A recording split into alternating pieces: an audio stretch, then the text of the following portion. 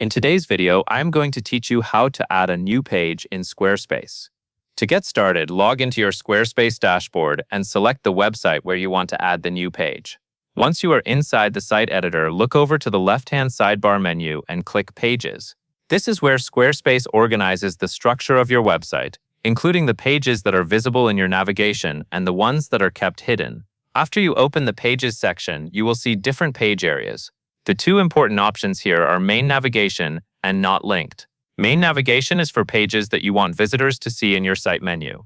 Not Linked is for pages that you want to keep hidden from the main navigation, while still having them available on your site if needed.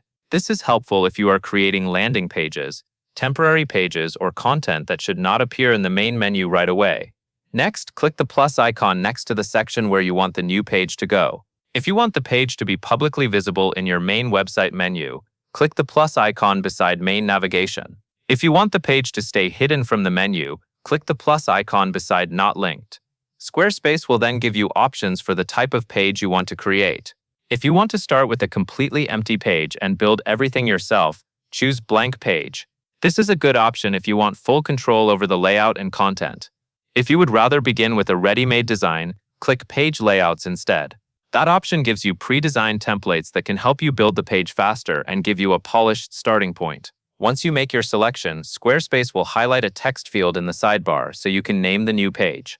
Type the name you want to use for the page and then press Enter on your keyboard to save it.